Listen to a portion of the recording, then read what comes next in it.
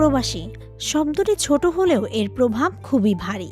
দেশের অর্থনীতি যে স্থিতিশীল এবং গ্রামীণ জীবনমান যে উন্নত হয়েছে তার পেছনে সবচেয়ে বড় অবদান রাখছেন দেশের প্রবাসী শ্রমিকরা। তাদের কঠোর শ্রম, আত্মত্যাগ এবং সঞ্চিত রেমিটেন্স বাংলাদেশের অর্থনীতির রক্ত সঞ্চালনের মতো কাজ করছে এবং দেশের অর্থনীতিকে জীবন্ত রাখছে।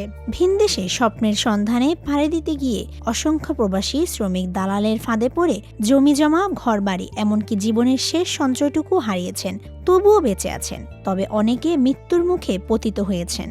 শত শত শ্রমিক সমুদ্রপথে, জঙ্গলে বা অচেনা দেশে প্রাণ হারিয়েছেন, অথচ তাদের স্বপ্নভঙ্গের দায় কেউই গ্রহণ করেনি। প্রবাসী শ্রমিকরা বিদেশের বালুকাময় মরুভূমি, নির্মাণশালা, কারখানা বা গৃহকর্মের কঠোর পরিবেশে প্রতিদিন কঠোর পরিশ্রম করছেন এবং দেশের জন্য বৈদেশিক মুদ্রা পাঠাচ্ছেন। তাদের শ্রম দেশের জাতীয় অর্থনীতির রিজার্ভ শক্তিশালী করেছে।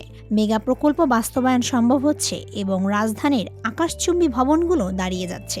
অথচ নির্মম বাস্তবতা হলো, যারা দেশের জন্য ঘাম ঝরাচ্ছেন তাদের নিজ দেশের বাড়িতে ফেরার পরও জীবনের অস্থিরতা এবং অনিশ্চয়তায় ভরা।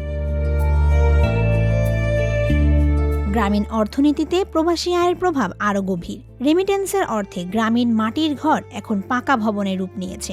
কৃষকরা জমি কিনতে পারছেন, ছোট ব্যবসা শুরু করতে পারছেন এবং অসংখ্য ছেলেমেয়ে উচ্চশিক্ষার সুযোগ পাচ্ছে। বিশ্বব্যাংকের তথ্য অনুযায়ী রেমিটেন্সের কারণে দারিদ্র্যের হার প্রায় ৫-৬% কমেছে। অর্থাৎ দেশের ভিতরে মধ্যবিত্ত শ্রেণী গঠনের প্রক্রিয়াকেও এগিয়ে নিয়ে যাচ্ছেন তারা। কিন্তু এই উজ্জ্বল চিত্রের পেছনে লুকিয়ে আছে এক কষ্টকর বাস্তবতা। বিদেশে কর্মরত অনেক শ্রমিককে প্রতিদিন ১৪ থেকে ১৬ ঘন্টা কাজ করতে হয়, ন্যায্য মজুরি পান না, তাদের পাসপোর্ট আটকে রাখা হয় এবং শারীরিক ও মানসিক নির্যাতনের শিকার হন। বাংলাদেশ বিশ্বের অন্যতম শীর্ষ রেমিটেন্স অর্জনকারী দেশ, যা দেশের বৈদেশিক মুদ্রার রিজার্ভ ও অর্থনৈতিক প্রবৃদ্ধির মূল চালিকা শক্তি। ২০২৪-২৫ অর্থবছরে রেকর্ড পরিমাণ প্রায় $৩০ বিলিয়ন বেশি প্রবাসী আয় এসেছে, যেখানে সৌদি আরব, সংযুক্ত আরব আমিরাত, যুক্তরাষ্ট্র ও যুক্তরাজ্যে প্রধান উৎস। ব্যাংকিং চ্যানেলে রেমিটেন্স উৎসাহিত করে ২.৫% প্রণোদনা প্রদান করা হচ্ছে এবং ২০২৪ সালে রেকর্ড প্রায় $২৭ বিলিয়ন রেমিটেন্স এসেছে। বর্তমানে বাংলাদেশ ব্যাংকের সর্বশেষ হালনাগাদ তথ্য অনুযায়ী ১৪ জানুয়ারি একই দিনে দেশে রেমিটেন্স এসেছে $১১৩ মিলিয়ন।